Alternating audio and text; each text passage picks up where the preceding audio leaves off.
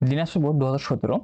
আমাদের এখানে প্রশ্ন বলতেছে, আমাদের কাছে একটা ঘনক দেওয়া আছে এবং ঘনকের প্রতিবাহুর দৈর্ঘ্য 50 সেন্টিমিটার বা বলা যায় 0.5 মিটার। তো এরকম ঘনক আমরা একটা পর একটা 5টা রাখলাম। 5টা রাখার পরে এই স্তম্ভের চূড়া থেকে আমরা যেটা পাথর ছেড়ে দিই, তাহলে পাথরটি একদম এই পয়েন্ট এসে পড়তে তার শেষ বেগ কত সেটা আমাদের বের করতে হবে, যে কত বেগে সে ভূমিতে আঘাত করবে।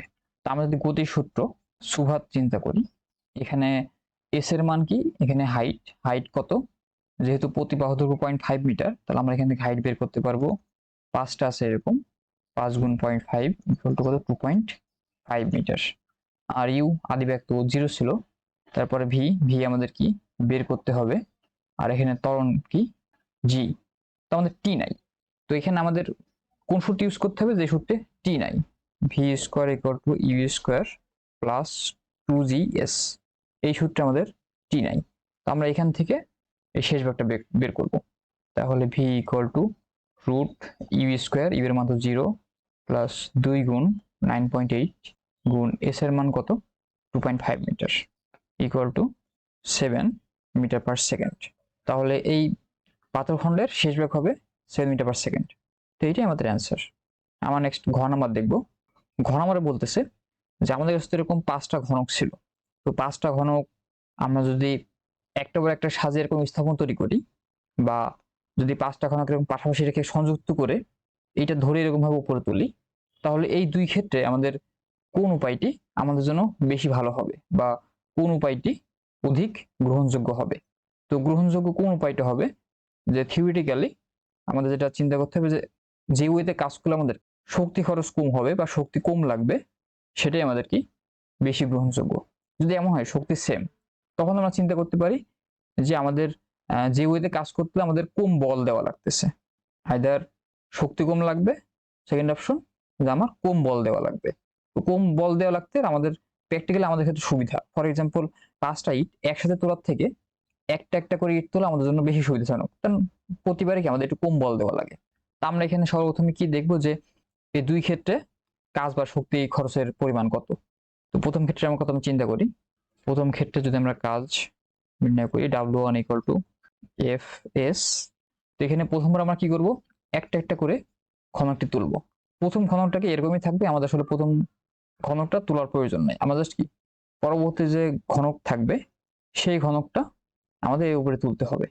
এখানে আমাদের চিন্তা করতে হবে যে ভর কেন্দ্র আমরা কতটুকু সরাইলাম। যদি একটা ঘনকের ভর কেন্দ্র মাঝখানে হয়, এইটা এর উপরে তুলতে আমাদের ভর কেন্দ্র সরণ কতটুকু হচ্ছে, এখান থেকে এই পর্যন্ত। তো এটা যদি 0.5 মিটার, আর এইটা এর অর্ধেক, আবার এইটাও এর অর্ধেক, তাহলে এখান থেকে এইটুকু দূরত্ব কি আমাদের 0.5 মিটারই হবে। তো এখানে যদি আমরা এফএস চিন্তা করি, এখানে তো শুধু এফএস না, সামেশন অফ এফএস, অর্থাৎ এখানে আমাদেরকে এক এক করে তুলবো।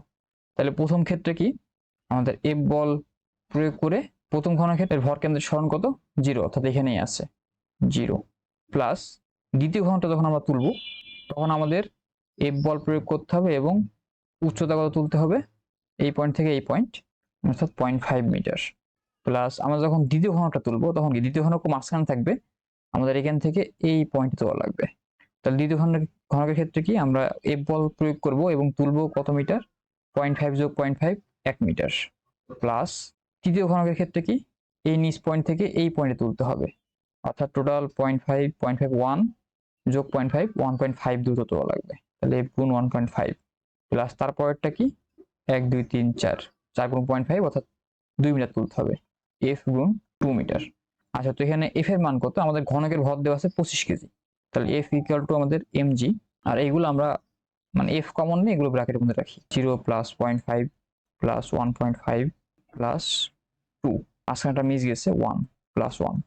আচ্ছা, এখানে এম এর মান 25, 25 গুণ 9.8 গুণ এগুলো সব যোগ করলে হবে 2 আর 2 4 একে 5 ইকুয়াল টু 1225 জুল, অর্থাৎ একটা পর একটা তুলতে আমাদের 1225 জুল শক্তি খরচ করতে হবে।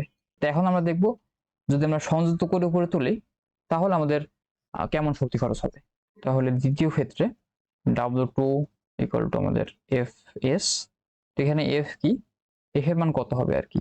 তা আমরা এখন যখন 5টা একসাথে সংযুক্ত করব তখন এদের টোটাল ভর কত হবে এফ এস, তাহলে F equal to m g s তো এখানে এম এর মান কত, আমরা যখন টোটাল সংযুক্ত করব তাহলে টোটাল এম হবে 25 গুণ 5 কেজি বা 125 কেজি। আমরা এখানে লিখি যে 25 গুণ 5। জি এর মান 9.8। এখন এস এর মান কত, এস হলো আবার ভরকেন্দ্রের সরণ। এরকম সমান অবস্থা থাকলে এর ভরকেন্দ্র কই থাকবে, এর মিডিল পয়েন্টে।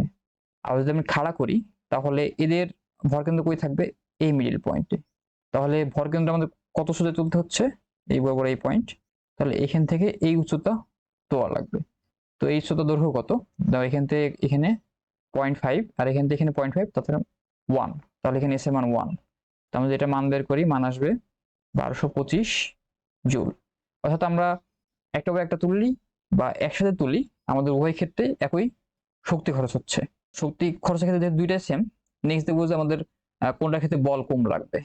তো আমরা যদি একটা একটা করে তুলি তাহলে প্রতিবার আমাদের কত বল প্রয়োগ করা লাগতেছে, F1 ইকুয়াল টু mg। আমরা যখন একটা তুলবো তখন কি 5 কেজি, 5 গুণ 9.8 ইকুয়াল টু 49 নিউটন। আর আমরা যখন একসাথে তুলতেছি তখন আমাদের বল কত প্রয়োগ করা লাগতেছে, F2 equal to m2g। m2 এর মান কত, সব একসাথে ভর হবে 5 গুণ 25 অর্থাৎ 125 কেজি গুণ 9.8 ইকুয়াল টু 1225 নিউটন।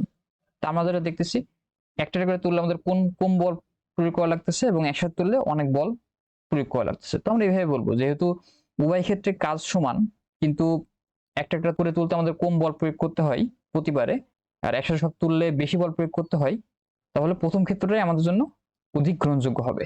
তো এটাই আমাদের অ্যান্সার।